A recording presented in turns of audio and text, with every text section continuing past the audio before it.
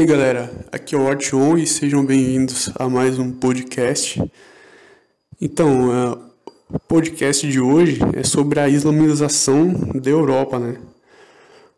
É um assunto batido, sinceramente, mas é que eu vejo o pessoal no grupo, eles vão dominar o mundo, a Europa fez isso para islamizar os países europeus, porque tem menos gente. Na verdade, não foi nada disso, né? Essa não foi a intenção. A intenção foi quebrar o islamismo como quebraram o catolicismo, o cristianismo, por meios, né, das, entre aspas, benesses do capitalismo, né? Mas isso a gente vai falar um pouco mais pra frente. Eu vou falar um pouco mais pra frente, né?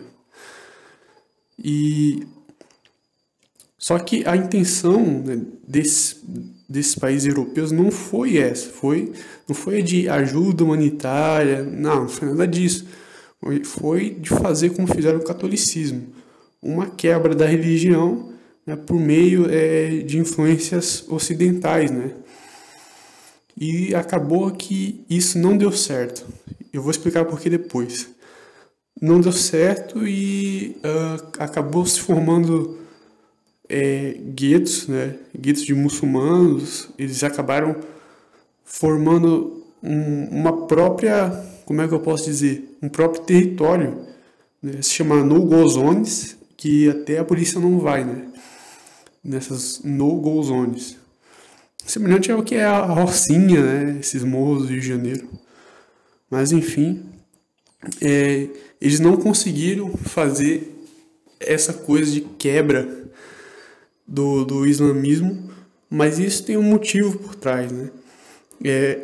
Geralmente os muçulmanos, né? E entendo muçulmanos não somente, por exemplo, todo árabe é muçulmano, não. Árabe é um povo, né? O muçulmano é o religioso, né? Então, árabe é um povo, o muçulmano é religioso. É tipo, por exemplo, o catolicismo, né? O catolicismo é uma religião, né? Aí, o italiano que segue o catolicismo, o italiano é do povo, né? O povo italiano, o povo espanhol e assim por diante. Mas os muçulmanos, historicamente, eles sempre foram um povo rebelde, né? Não digo um mau sentido. É um povo assim que nunca aceitou a submissão. Historicamente, nunca aceitaram a submissão. Os árabes também nunca aceitaram a submissão, né? Sempre não baixaram a cabeça, sempre foram para cima, né? Em todas as guerras. Tem a famosa Guerra dos Templários contra os muçulmanos, né? E eles, assim, né, porque o que permeia, né, a religião islâmica é uma coisa assim muito tradicionalista, né, muito secularista. Então, para quebrar isso é um processo de longo prazo, ou é muito difícil quebrar isso. Só que o que aconteceu? A intenção desses países europeus era justamente de quebrar esse islamismo, liberar os muçulmanos entrarem na Europa e corromper, né, esses muçulmanos. Corromper como? Vamos supor que você pegue uma pessoa do interior, certo? A pessoa do interior ali, ela é meio leiga, ela é inocente. Eu acho que hoje em dia não mais por conta das tecnologias, mas antigamente eram, né? E aí você bota em São Paulo, cidade do centro financeiro.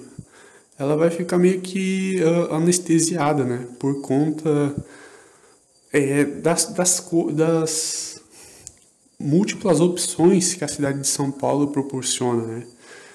Então ela meio que não quer mais voltar ao estilo de vida interiorano, né? E somente, claro, pode mudar a longo prazo por causa do estresse, da ansiedade e tal. Mas é difícil isso acontecer, é difícil. Então o objetivo dos chefes de Estado europeus, né, foi justamente esse, de corromper os muçulmanos e os jovens muçulmanos, né, que vai formar a maioria no futuro. Eles conseguiram uma pequena parte, né, abandonou o tradicionalismo, né, e se corrompeu, né, foi, sei lá, comprar carros esportivos, foi luxar, fazer festa, ostentação e tudo mais, né. É semelhante aos Amish, né, nos Estados Unidos. A comunidade Amish, ela é muito tradicionalista, né, tanto que eles vivem como se fosse no século XVIII, eu acho que é no século XVIII. Eles não têm muito acesso à tecnologia, é tudo muito manual, sabe? Então, aí tem lá, se eu não me engano, o ritual que quando chega uma certa idade, o jovem experimenta a vida mundana, vamos dizer assim, né? Se ele gostar, ele continua na vida mundana. Se ele não gostar, ele retorna e vira Amish. Mas é exatamente o que aconteceu com os muçulmanos na Europa, né? Só que boa parte não se rendeu à vida capitalista, né? Vamos dizer assim, de ter carro esportivo, de trabalhar para comprar corrente de ouro, de sair para festa, para beber e tal. Porque se você corromper os valores religiosos, você consegue dominar o inimigo, entre aspas, né? Você consegue meio que adestrar. E não foi o que aconteceu com os muçulmanos, né? Tanto é que, claro, aconteceu em uma parte, por exemplo, Emirados Árabes Unidos, eles são todos, vamos dizer assim, do capitalismo mesmo, tipo os Estados Unidos, vamos botar outro país aqui, Estados Unidos, sabe, ali daquela coisa de vida urbana, de carrão, de ostentação, de luxo, sabe, tudo dinheiro, tudo se resume ao dinheiro, né, e eles conseguiram fazer isso por meio do petróleo, né. Não só Emirados Árabes Unidos conseguiram fazer isso com... agora esqueci o nome. Tem outro país lá. Estão fazendo isso com a Arábia Saudita aos poucos, né? E se você for ver de uma visão macro, eles realmente estão conseguindo fazer essa corrupção do povo árabe, dos muçulmanos, né? Que o povo árabe ele sempre foi assim muito de guerra, né? Por exemplo, eles nunca foram submissos, mas eles estão começando a ser ao longo do tempo, né? Com o Ocidente se instalando nesse país, né? E aí vem o fascínio por essa vida de dinheiro, só dinheiro, de carro, de luxo, de festa, de ouro, sabe? Isso na visão macro tá sendo bem sucedido. Agora na micro, né, que são esses muçulmanos, esses países europeus, na verdade não está saindo bem, né, não está saindo bem, mesmo os europeus dando assistencialismo a esses muçulmanos, né, e esses árabes que também foram para lá. O assistencialismo do meu ponto de vista, não foi para dar vantagem para eles e falar que nem o pessoal fala nos grupos, né? Não, eles não punem os muçulmanos porque eles veem os muçulmanos como coitadinho e tal. Não, isso aí foi por exemplo, um dos últimos recursos para tentar corromper esses muçulmanos. Tanto que hoje em dia o Macron já está respondendo de uma forma mais enérgica, né? Os muçulmanos não tá mais passando a mão na cabeça como antes. E é que eu fiquei refletindo, né, cara? Às vezes a pessoa tem que ver,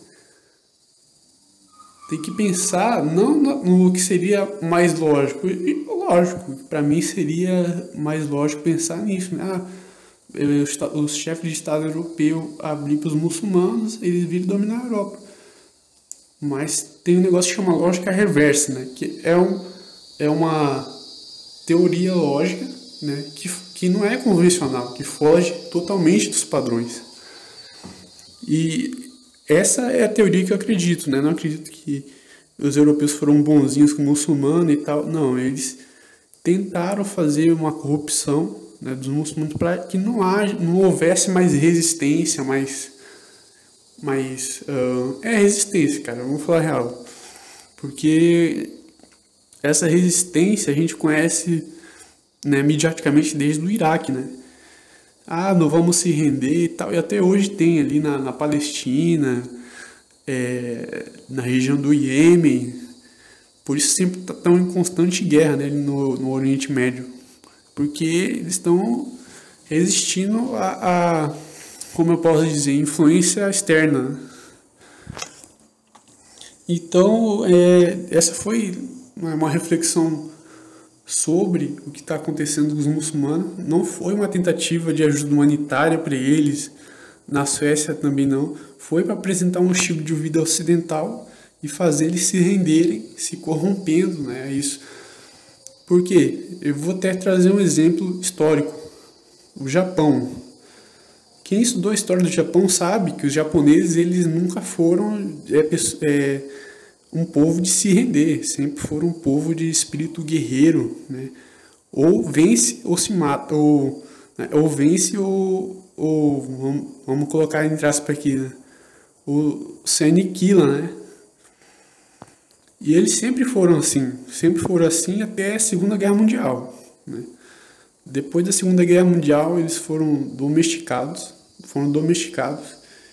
e hoje não passa de um povo que trabalha 12, 14 horas por dia, vive numa cela, né?